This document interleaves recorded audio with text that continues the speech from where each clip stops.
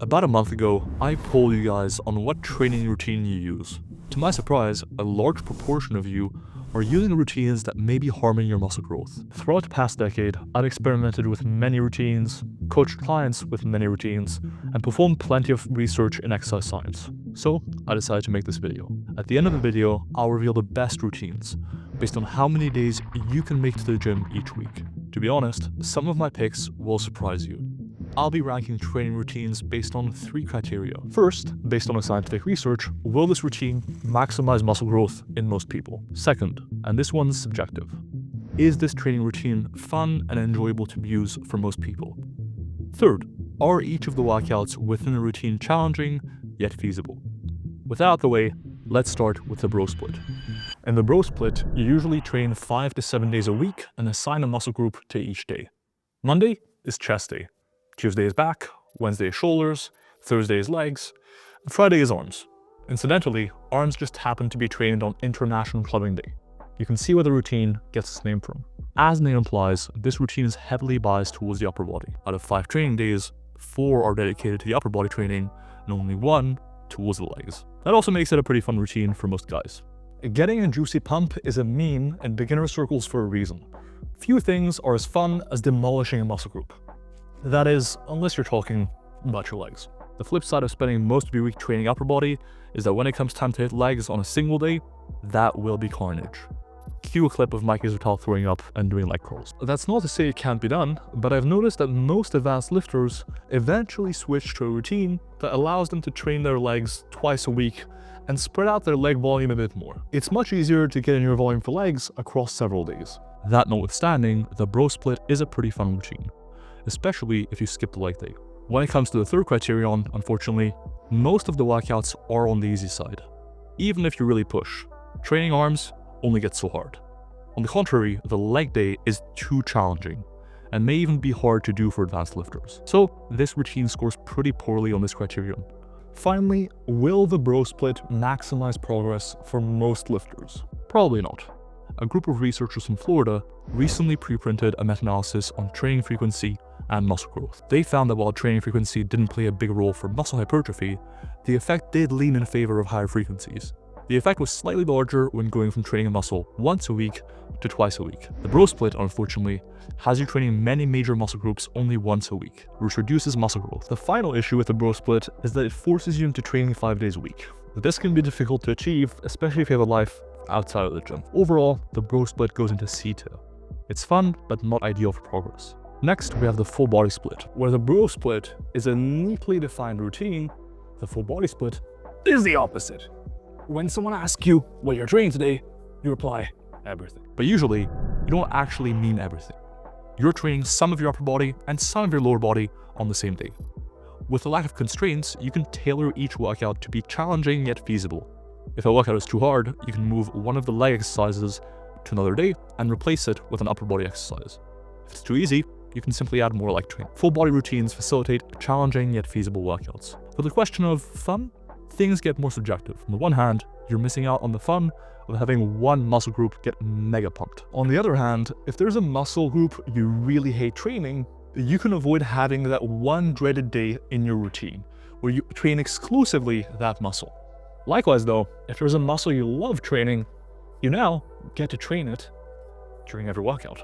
On the whole, the full body routine can be fun, but probably not quite as fun for most people as the bro split. What about effectiveness? There's one downside, but a lot of cool upsides I'll get to in a second. The downside is that full body routines are actually hard to program. It's deceptively easy to crank up the volume on certain muscle groups while leaving other ones entirely neglected. Likewise, how you program bent over rows, hip hinges, or squats on consecutive days needs to be deliberated carefully. Count your weekly volume and program accordingly. However, full body routines allow nearly everyone to train a muscle twice a week. All you need is 2 workouts per week. So they're highly effective. If you're training with higher volumes or you're specializing, full body routines may become even more effective. Let's go back to the meta-analysis I mentioned earlier. When I spoke to the authors, they mentioned they were working on a new meta-analysis, this time on per session volume and hypertrophy. And based on the results, there might be a benefit to higher frequencies when volume is also high, say about 15 to 25 sets, because it allows you to take high volumes and spread them out across the week. In those cases, training muscle twice a week or more might become more beneficial. So if you're really trying to bring up a muscle group by blasting it with higher volumes, or if you're training with higher volumes more generally, full body routines might cause more muscle growth by allowing you to titrate that volume more effectively across the week. On the effectiveness front, full body routines are S tier. Overall, full body routines go into low S tier. MyoAdapt is S tier 2. MyoAdapt is the smart coach in your pocket. All the stuff I just mentioned, training a muscle at least twice a week and incorporating higher frequencies when specializing on muscle, has been integrated into MyoAdapt. No matter what muscles you're trying to bring up or what routine you'd like to follow, MyoAdapt has you covered. Go to myadapt.com now to register interest and be notified when it finally launches. If you register when it launches, you'll receive both a free trial and a lifetime discount. So go check it out. Moving on to the upper-lower split. This routine does a good job of distributing training across days, keeping each workout the perfect challenge. Since there's more muscle groups in the upper body you have to worry about, upper body days tend to have more exercises, but each exercise is easier. Whereas lower body days tend to have fewer exercises, but each exercise is harder. A well-balanced routine. You can easily tailor the upper-lower routine to emphasize your legs or upper body too. Want to bring up your upper body? Simply do upper, lower, upper for a total of 3 upper body days and 2 lower body days. Unlike bro splits, upper body splits also only require you to train 4 days a week, to train each muscle twice a week. For many people, upper-lower splits will achieve this. Regarding fun, the upper-lower routine strikes a good balance. Upper body days are fun and allow you to get a juicy upper body pump on. Lower body days are grueling but manageable, since you spread things out a bit. An underrated aspect of upper-lower routines is that to facilitate the use of antagonist paired supersets, where you superset a push and a pull movement, a bicep and a tricep movement, or even a leg curl and a leg extension. By training opposing muscle groups as a superset, 4 studies have suggested that you can shave 50% of time off your workouts while seeing the same muscle growth. Overall, the upper-lower split is the jack of all trades of training splits. It will work in a variety of contexts pretty well. Into high A tier it goes. Next, we have the push-pull legs routine. According to my questionnaire, 38% of you still use this routine. However, when interviewing me, Renaissance Periodization infamously declared the push-pull legs routine dead. Is that really true? Let's break things down. In terms of fun, I'm inclined to think most lifters enjoy this routine. When I ask the average, semi-serious man lifter in the gym what routine they follow, they almost invariably say push-pull legs. And this routine does bias the upper body slightly more than an upper-lower routine. Instead of a 1-to-1 ratio, you get a 2-to-1 ratio. The routine also allows you to get a solid pump in the muscle group you're training. Push-pull legs ranks pretty well in terms of fun, though the leg day remains challenging. Likewise, pull days tend to be just a bit more fatiguing than push days, whereas push days are usually a cakewalk. So while push-pull legs is pretty fun, it doesn't do too well in terms of each workout being challenging yet feasible.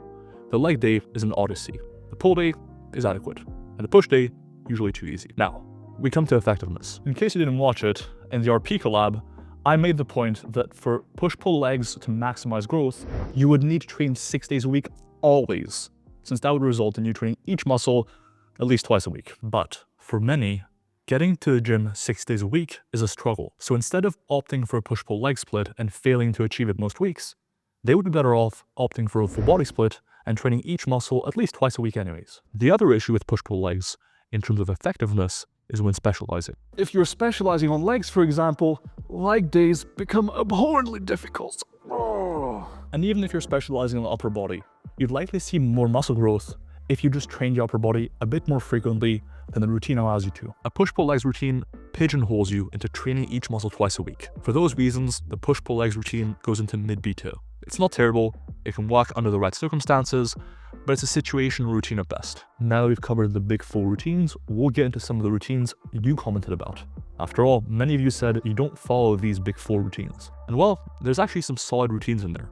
The push-pull split involves you training your push musculature one day, your pull musculature the next. You could go, Actually, muscles don't push-pull, they contract. but lighten up. We're literally discussing a glorified training calendar.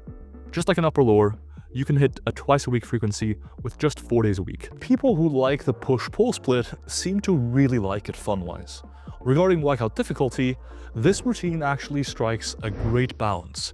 Since you train quads on push days and hamstrings on pull days, it evens the scales nicely. but you do need to be slightly mindful of lower back recovery as a result. Push-pull goes into high ATA too. The Arnold split takes the bro split and improves on it in some regards. It keeps all the fun of demolishing 1 or 2 muscles at once, but bumps up the frequency for every muscle to at least twice a week, including the legs. The routine still keeps an emphasis on the bro muscles, the arms and the shoulders. But just like the push-pull legs routine, this routine requires you to train 6 days a week. Definitely an improvement over the bro split overall. Additionally, in contrast to push-pull legs routine, this split facilitates the use of antagonist paired supersets, making it a solid option for time-constrained lifters. Low ATA, but only if you make it to the gym 6 days a week. The final category of routines I wanted to cover are combination routines. These routines effectively combine different routines to improve upon them in some regard. One of my most programmed routines for clients who have 5 days a week to train is push-pull legs upper lower. Many lifters enjoy the push-pull legs routine but can't necessarily train 6 days a week. Combining these two routines allows you to train 5 days a week, still train each muscle twice a week, and emphasize the upper body slightly. Into low ATA, that routine goes. If you only have 3 or 4 days a week to train, but are sick of just doing full body week in, week out, the full body upper lower split, for example, can be a nice change of pace. Not only does every workout change things up, if you have 3 days a week to train or more, you're hitting every muscle twice a week. If you have 4 days a week instead, add an extra full body day into the mix. Into high ATA it goes. If you train 5 or 6 days a week, you can try doing an upper lower twice a week and adding in a 5th and a 6th day for weak points. This lets you train each major muscle twice a week, whilst also ramping up volume and frequency for muscles you're trying to improve on. Alternatively, if you train 4 days a week, you can try a full body routine 2 days a week, and finally, for the remaining 2 days, you can do weak point days as well. Accomplishes the same thing. I'd only really recommend this approach if there are muscles you want to bring up. After all, you're trading off some low-hanging fruit for some muscles for high-hanging fruit for other muscles. Into high ATA, this routine goes. As promised, here are the best routines based on how many days you can train. If you can only train 1 to 3 days a week, the full body routine might be your best bet. It will let you get an effective frequency for all major muscles. For an enjoyable alternative, if you're training 3 days a week for a change, you can try a full body and upper lower or push-pull hybrid. If you can train 4 or 5 days a week, upper lower routines tend to be your best bet. You can also experiment with weak point days combined with either an upper lower or a full body routine. If you are training 6 days a week consistently, you get a bit more flexibility. And in this case, the push-pull legs routine actually becomes viable. You can also do an upper lower split, potentially with 1 or 2 weak point days. For a fun alternative, you can try the Arnold split, which I think is underrated. Finally, if you train every day, you get the profit split. When she asks you what your favorite position is, you say CEO. All jokes aside, an upper lower split with weak point days is great. You can also use a push-pull leg split with an extra weak point day, or an Arnold split with a weak point day. Finally, if you're specializing on a muscle, the full body routine is the best bet for you, no matter how many days a week you train. This routine lets you spread out the volume optimally for that muscle. Optimal clothing, Rascal Apparel. Optimal code, WOLF for 10% off. Everything you've seen wearing in these videos is Rascal Apparel. If you like what you've been seeing, go to rascalapparel.com and order some of these designs. Dr. Milo Wolf, until next time.